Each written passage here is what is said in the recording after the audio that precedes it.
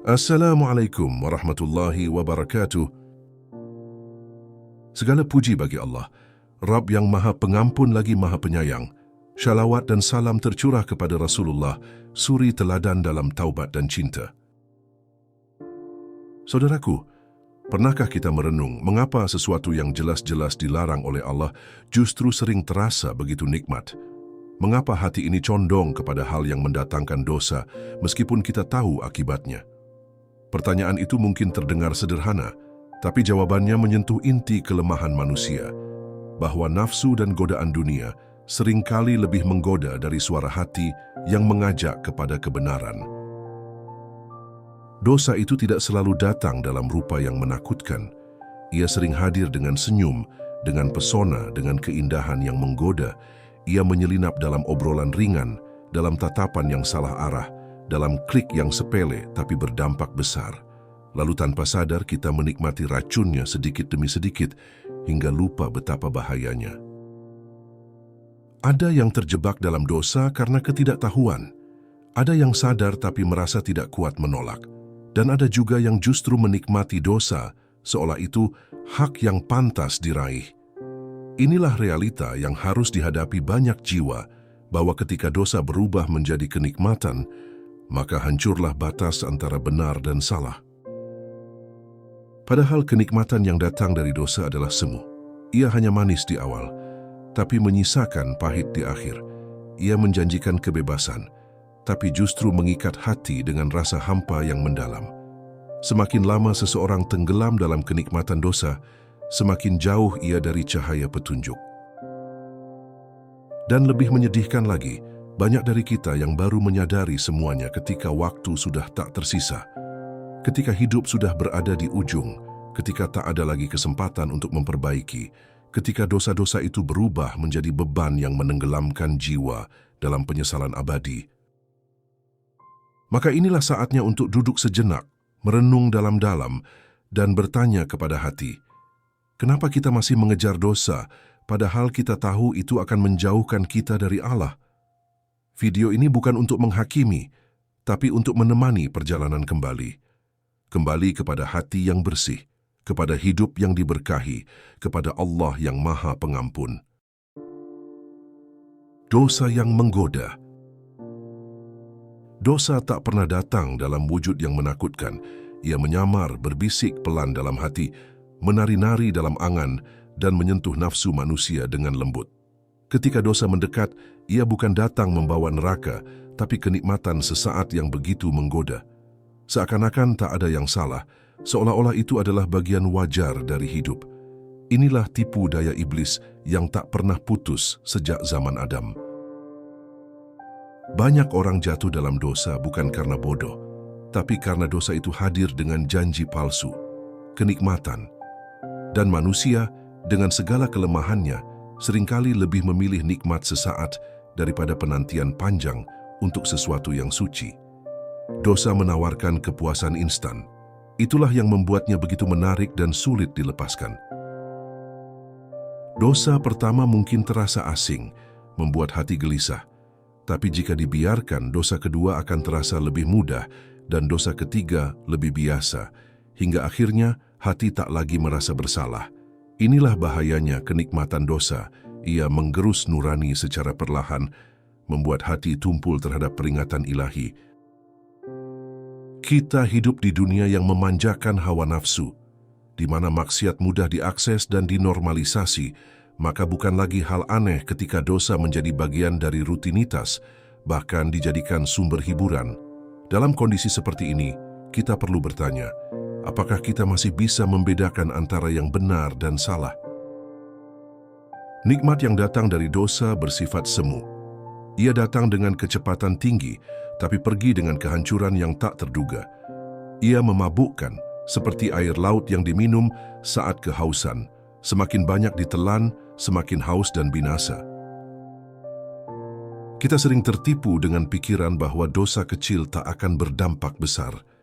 Padahal, dosa kecil yang terus diulang akan membentuk dinding tebal yang menghalangi cahaya hidayah masuk ke dalam hati. Ia menumpuk, menyesakkan, dan menutup jalan kembali kepada Allah. Bahkan ketika kita tahu itu salah, hawa nafsu sering menang. Inilah jihad terbesar, melawan diri sendiri, melawan godaan untuk jatuh, melawan rasa ingin mencoba yang membawa celaka, dan melawan keinginan untuk mencari jalan pintas kenikmatan. Maka, penting bagi kita untuk mengenal bagaimana dosa bekerja. Karena selama kita tidak sadar bahwa kenikmatan itu racun yang dibungkus manis, kita akan terus menjilat luka kita sendiri, lalu bertanya-tanya kenapa hidup tak pernah bahagia.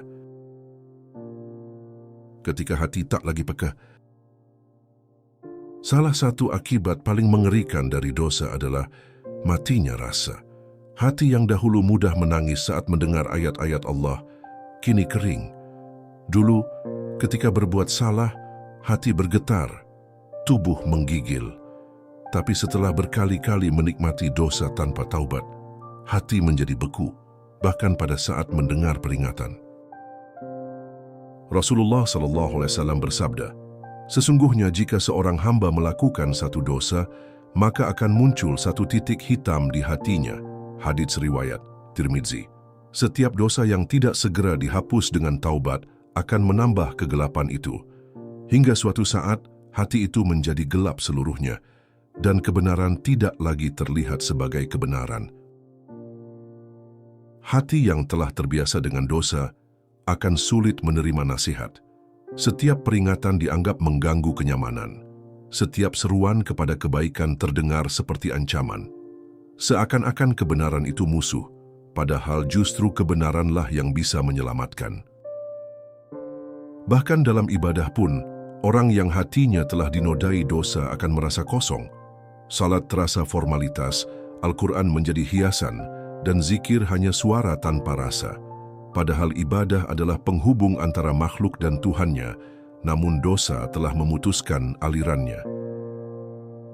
Orang yang terus-menerus melakukan dosa tanpa rasa bersalah akan hidup seperti zombie. Hidup secara fisik, tapi mati secara ruhani. Mereka tersenyum, bercanda, bekerja, tapi jiwanya kosong. Itulah azab dunia yang datang sebelum azab akhirat, kehilangan rasa butuh kepada Allah. Dalam keadaan seperti ini, bisikan setan terdengar seperti logika. Nikmatilah saja, nanti juga bisa taubat. Setiap orang pasti berdosa, santai saja. Padahal itulah jerat licik yang membuat seseorang semakin dalam tenggelam dalam lumpur kemaksiatan. Padahal jika kita jujur menatap ke dalam, kita akan menemukan bahwa kenikmatan dari dosa itu palsu. Ia hanya memenuhi hasrat sejenak, tapi meninggalkan rasa bersalah yang dalam. Hati tahu ia sedang disakiti, tapi kita memilih membungkamnya demi sedikit rasa manis yang fana. Maka momen paling penting dalam hidup adalah ketika hati masih bisa menyesal. Karena selama penyesalan masih hidup, pintu taubat masih terbuka. Tapi jika dosa telah membunuh penyesalan, maka itu pertanda bahaya besar. Hati sudah mati dan kematian sejati sedang menunggu.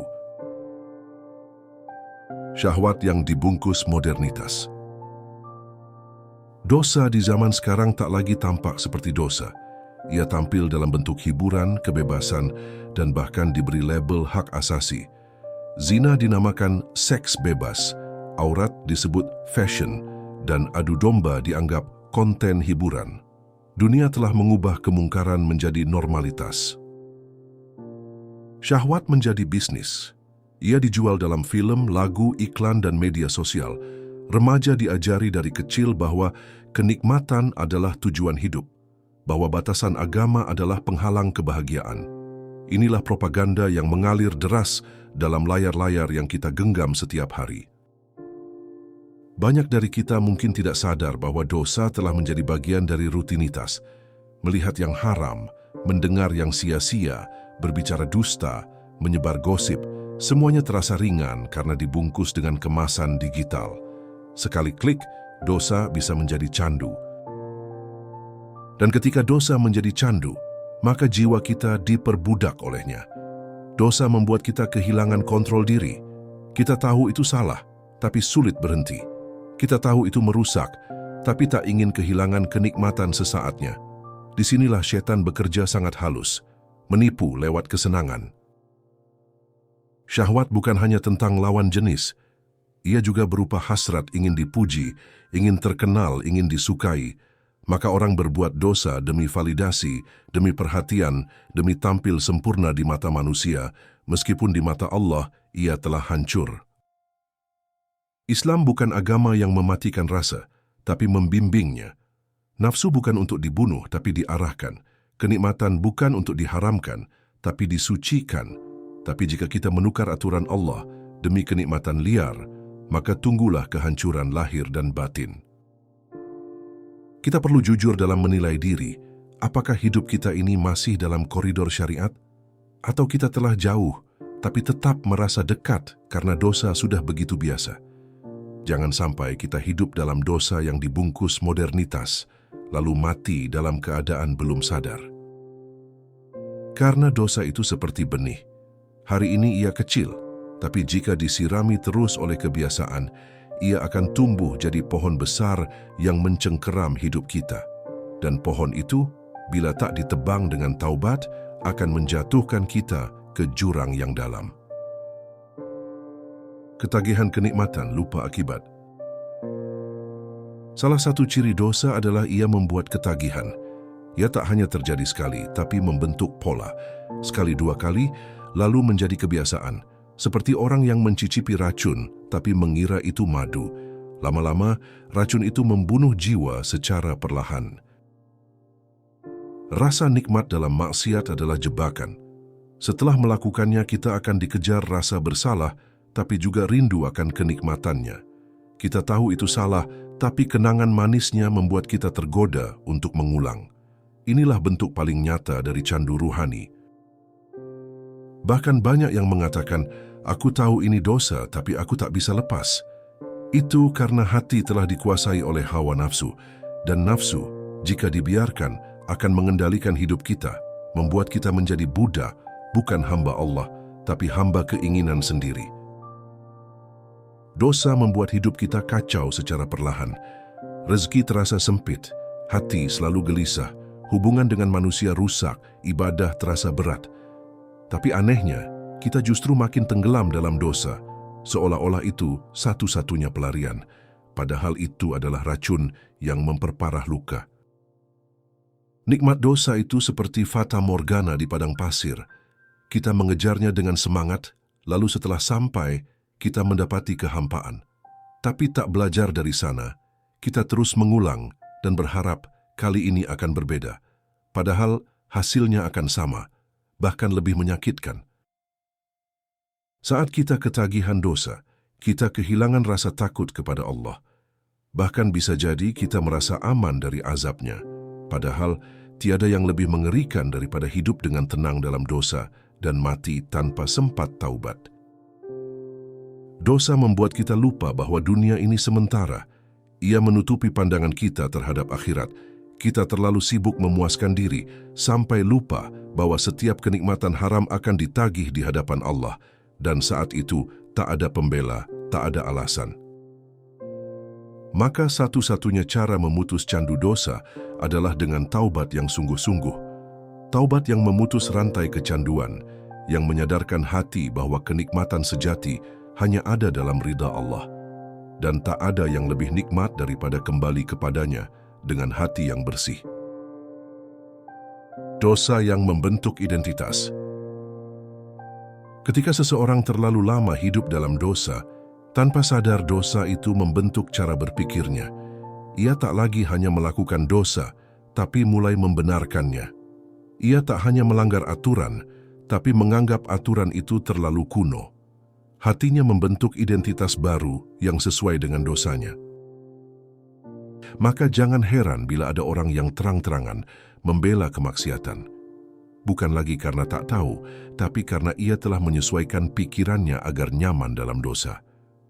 Ini bukan soal kejahilan semata, tapi soal pembentukan karakter yang rusak akibat maksiat yang terus dipelihara. Dalam banyak kasus, dosa yang terus diulang akan melahirkan kebanggaan. Orang mulai memamerkannya. Zina dianggap hal wajar, pamer aurat menjadi bagian dari eksistensi, ghibah jadi budaya. Bahkan hal-hal yang dulu ditutup rapat, kini diumbar ke publik. Inilah zaman di mana dosa dipromosikan. Padahal salah satu tanda hamba yang beriman adalah ia malu atas dosanya. Ia tidak mencari pembenaran apalagi membangga-banggakan. Sebaliknya ia merasa takut jika dosanya diketahui manusia, apalagi sampai dicatat oleh malaikat dan dihisab di hadapan Allah.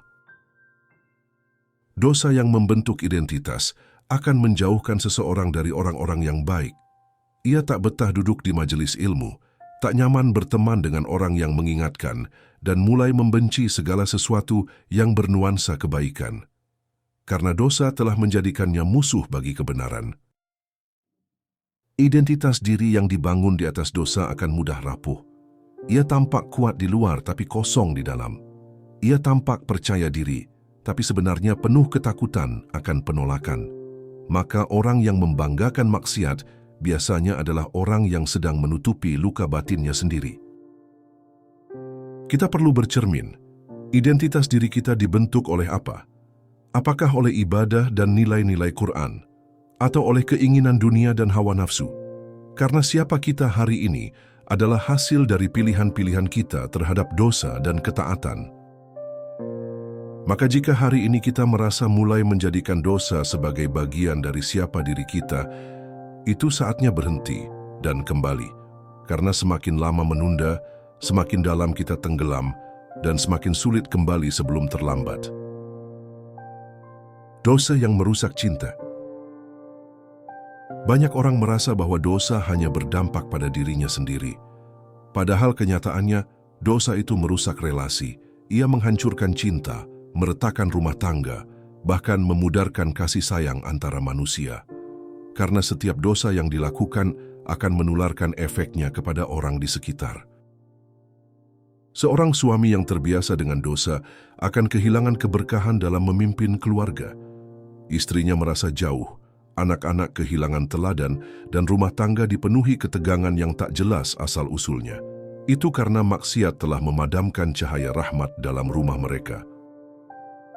Seorang istri yang terbiasa membuka aurat, mengumbar kecantikan untuk dunia, tanpa sadar sedang menggadaikan cintanya pada suaminya, bukan karena ia ingin mengkhianati, tapi karena dosa telah mencuri rasa malu, dan rasa malu adalah mahkota cinta. Dosa membuat hati menjadi egois. Orang lebih mementingkan keinginannya sendiri dan mengabaikan hak pasangannya. Maka tak jarang, cinta yang dahulu suci berubah menjadi perebutan, pertengkaran, bahkan pengkhianatan. Semua karena dosa telah merusak keseimbangan hati. Jika kita ingin hubungan yang penuh cinta dan berkah, maka jauhilah dosa. Karena ketaatan membawa ketenangan, dan ketenangan adalah bahan bakar cinta yang tahan lama. Sebaliknya, maksiat membawa gelisah, dan kegelisahan akan mengikis rasa cinta satu demi satu. Bahkan dalam persahabatan, dosa bisa menjadi perusak utama. Ketika seseorang terlalu terbiasa berdusta, membicarakan kejelekan orang lain, atau menghasut, maka hubungan itu akan menjadi penuh kecurigaan. Tak ada lagi kepercayaan karena dosa telah mengikis fondasi kejujuran. Dosa bukan hanya soal akhirat, tapi juga soal kualitas hidup di dunia. Ia bisa membuat cinta menjadi benci, ketenangan menjadi kegelisahan, dan kebersamaan menjadi perpecahan. Maka menjaga diri dari dosa bukan hanya soal pahala, tapi juga soal menjaga apa yang kita cintai tetap utuh. Jika kita merasa cinta dalam hidup kita mulai memudar, cobalah lihat ke dalam diri. Mungkin ada dosa yang belum disucikan, mungkin ada kesalahan yang terus diulang, dan mungkin satu-satunya cara memperbaiki hubungan adalah dengan memperbaiki hubungan kita dengan Allah. Dosa yang dianggap hiburan. Di zaman sekarang, hiburan banyak yang berbentuk dosa. Kita menertawakan yang haram, menjadikan kemaksiatan sebagai bahan lelucon, bahkan menikmati tontonan yang merusak iman. Dosa telah dikemas dalam bentuk lucu, menarik, dan viral, dan kita tertawa tanpa sadar sedang berdosa. Acara televisi, konten media sosial, bahkan stand-up komedi, semuanya kadang berisi canda yang merendahkan agama, mengolok-olok yang suci, atau mempromosikan gaya hidup bebas. Kita mengkliknya, menontonnya, membagikannya, dan ikut tertawa. Tanpa sadar, kita sedang mengikis iman kita sedikit demi sedikit. Hiburan seharusnya menjadi penyegar jiwa, bukan penghancur iman. Tapi ketika standar kita tidak lagi Qur'ani, maka yang haram pun terasa biasa. Kita tidak lagi sensitif terhadap dosa karena ia datang dalam bentuk yang menyenangkan. Rasulullah SAW bersabda, "Sesungguhnya seorang hamba mengucapkan satu kalimat yang dimurkai Allah tanpa ia sadari, lalu ia terjerumus ke dalam neraka selama 70 tahun." Hadits riwayat Tirmidzi. Satu kata bisa menghancurkan segalanya, apalagi jika diulang dan dinikmati. Kita perlu bertanya, kenapa kita merasa terhibur oleh sesuatu yang dimurkai Allah? Kenapa kita tertawa melihat orang dihina? Kenapa kita senang dengan musik yang mengajak maksiat, film yang mempromosikan zina, atau candaan yang penuh dusta? Jawabannya hanya satu, karena hati kita telah terbiasa. Dan jika hati telah terbiasa, maka dosa tak lagi terasa. Padahal hati yang sehat adalah hati yang resah jika berada dekat maksiat. Tapi jika kita sudah bisa tertawa dalam kemungkaran, maka itu pertanda hati kita sedang sakit. Hiburan yang mendekatkan kita pada Allah akan menyegarkan. Tapi hiburan yang menjauhkan kita dari Allah hanya akan menguras waktu, iman, dan ruhani. Kita akan merasa kosong setelahnya, walau tertawa sesaat. Inilah jebakan dosa dalam dunia hiburan. Maka bukan berarti kita tak boleh terhibur, tapi carilah hiburan yang halal, yang bersih, yang menguatkan jiwa, karena dunia ini sudah cukup melelahkan. Jangan tambah kelelahan itu dengan hiburan yang membuat kita lupa akhirat. Dosa yang mengikis rasa takut. Salah satu ciri penting dalam iman adalah rasa takut kepada Allah.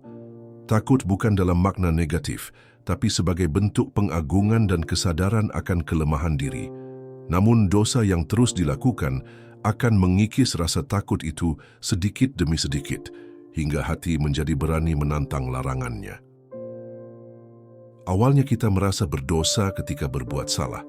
Hati bergetar, mata berkaca-kaca, dada sesak karena merasa bersalah.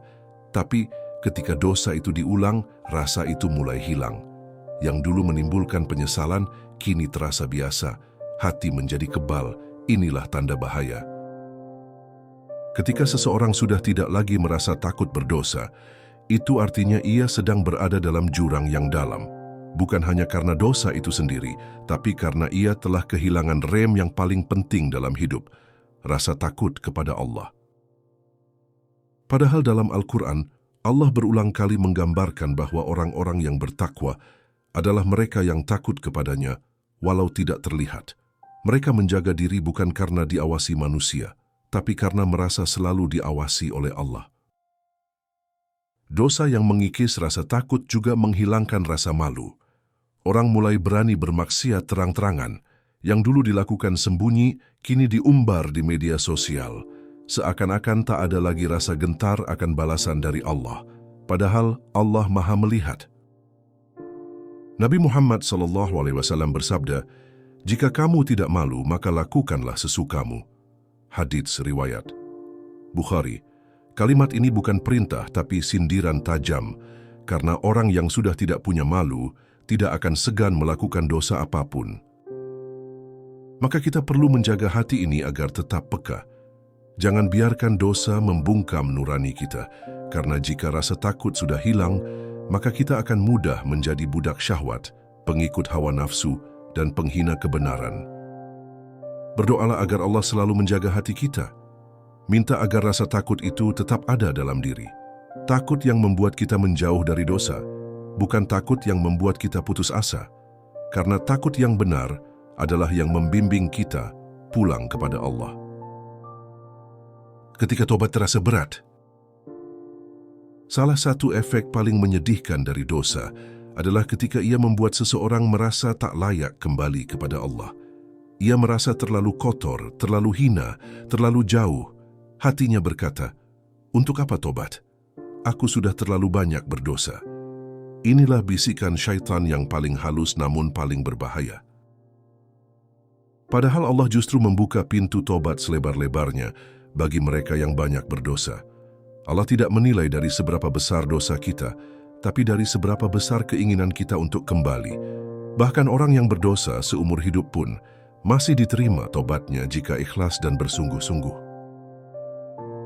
Tapi ketika dosa jadi kenikmatan, tobat terasa berat. Bukan karena sulit, tapi karena hati tak ingin berpisah dari kenikmatan itu. Kita tahu bahwa dosa itu salah, tapi kita masih menikmatinya. Kita tahu bahwa Allah memanggil, tapi kita enggan menjawab karena sedang asyik dengan dunia. Ini ujian iman yang paling rumit, ketika kita sadar salah tapi tak ingin berhenti. Ketika kita tahu dosa akan menghancurkan kita, tapi kita masih mencintainya. Inilah perjuangan yang butuh keberanian dan pertolongan dari Allah. Tobat adalah bukti bahwa kita masih punya harapan. Ia bukan sekadar ucapan istighfar, tapi pergeseran arah hidup. Ia adalah keputusan untuk meninggalkan yang salah walau terasa berat dan menempuh jalan yang benar walau penuh rintangan. Jangan tunggu hati kita siap, karena hati yang terbiasa dengan dosa tidak akan pernah siap untuk tobat. Kita harus memaksa diri, harus memutus kenikmatan semu itu sebelum ia memutus hubungan kita dengan akhirat. Tobat memang menyakitkan karena harus berpisah dengan dosa yang kita sukai. Tapi luka itu akan sembuh, dan setelahnya akan datang kedamaian yang jauh lebih indah dari kenikmatan dosa manapun. Kedamaian yang hanya diberikan Allah kepada hamba-Nya yang kembali. Maka jangan tunda. Tak ada dosa yang terlalu besar untuk diampuni Allah. Yang ada hanya hati yang terlalu keras untuk mengakui kesalahan. Mari kembali, sebelum pintu itu tertutup, sebelum ajal menjemput, sebelum penyesalan tak lagi berguna. Menemukan nikmat yang hakiki. Kita diciptakan bukan untuk mengejar kenikmatan sementara, tapi untuk meraih kebahagiaan abadi. Dosa memang terasa manis di awal, tapi akan meninggalkan pahit yang berkepanjangan. Sebaliknya, ketaatan mungkin terasa berat di awal, tapi ia membawa ketenangan yang terus tumbuh. Nikmat yang hakiki adalah ketika hati kita merasa damai karena dicintai Allah. Bukan karena dipuja manusia, bukan karena disanjung di dunia maya, tapi karena tahu bahwa langkah kita diridhoi oleh Tuhan semesta alam. Saat kita menahan diri dari dosa, mungkin kita kehilangan tawa dunia. Tapi kita sedang membangun senyum akhirat. Kita mungkin ditinggalkan teman, tapi kita sedang mendekat kepada Allah. Dan itu adalah kenikmatan yang tidak bisa dibandingkan. Banyak orang mengejar kenikmatan semu karena tak tahu bahwa ada kenikmatan yang lebih mulia. Mereka belum merasakan indahnya menangis dalam sujud, tenangnya hati yang bersih, nikmatnya hidup yang diberkahi. Mereka belum mencicipi manisnya iman. Allah tidak melarang kita menikmati dunia, tapi Allah mengatur cara kita menikmatinya agar tak tersesat. Karena dunia ini seperti laut, jika tidak pandai berenang kita akan tenggelam, dan dosa adalah ombak yang menyeret kita jauh dari pantai kebaikan.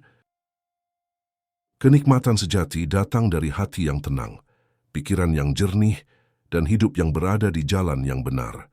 Bukan dari gelak tawa yang palsu, bukan dari popularitas yang rapuh, bukan dari kepuasan yang melalaikan. Maka marilah kita memohon kepada Allah, Ya Allah, gantikan kenikmatan dosa dalam hidupku dengan kenikmatan taat kepadamu. Hiasi hidupku dengan amal saleh dan jauhkan aku dari tipu daya dunia yang memperdaya. Dan akhirnya, kita akan sampai pada titik di mana kita bisa berkata dengan yakin, dulu aku mencintai dosa, tapi kini aku lebih mencintai Allah.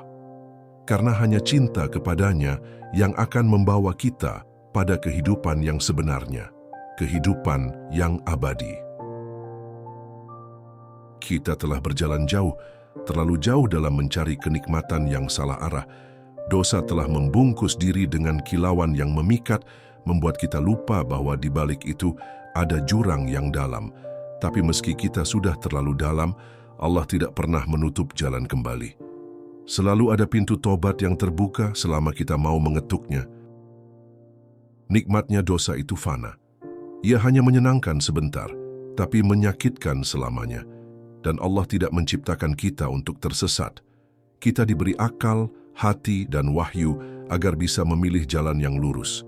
Jika hari ini kita merasa jauh, itu bukan akhir segalanya. Itu tanda bahwa kita masih bisa mendekat. Meninggalkan dosa memang tidak mudah, tapi hidup yang bersih jauh lebih damai. Tidak ada rasa bersalah yang menghantui, tidak ada ketakutan tersembunyi, tidak ada keresahan batin yang tak kunjung reda. Yang ada hanyalah ketenangan jiwa karena merasa dekat dengan Sang Pencipta. Dunia ini hanya tempat singgah. Kita semua akan pergi cepat atau lambat, dan saat ajal menjemput, hanya amal baik yang menemani. Bukan popularitas, bukan kesenangan yang haram, bukan kenikmatan sesaat yang menyilaukan. Hanya hati yang bersih dan taubat yang diterima yang akan menyelamatkan. Maka jangan tunda. Hentikan langkah yang salah hari ini. Tak ada dosa yang terlalu besar untuk dimaafkan selama kita mau kembali. Kita bukan makhluk yang sempurna, tapi kita punya kesempatan untuk menjadi lebih baik setiap hari. Itulah rahmat Allah yang tak terbatas. Semoga video ini bisa menjadi cermin bagi kita semua. Menyadarkan bahwa bukan dosa yang nikmat, tapi ketaatanlah yang membawa kebahagiaan sejati. Mari bangun kembali hidup yang berlandaskan iman, agar kita tak lagi tersesat dalam kenikmatan semu yang menjauhkan kita dari akhirat. Jika video ini menyentuh hatimu, jangan lupa untuk like, subscribe, dan bagikan ke orang-orang yang kamu sayangi. Jadikan ini sebagai amal jariah, karena mungkin satu video ini bisa menjadi pintu hidayah bagi seseorang. Tinggalkan komentar, "Aku ingin kembali kepada Allah," jika kamu siap meninggalkan dosa dan memulai lembaran baru. Sampai jumpa di video muhasabah berikutnya, insyaAllah. Channel Langit Jiwa menemanimu kembali ke jalan cahaya. Jazakumullahu khairan. Wassalamualaikum warahmatullahi wabarakatuh.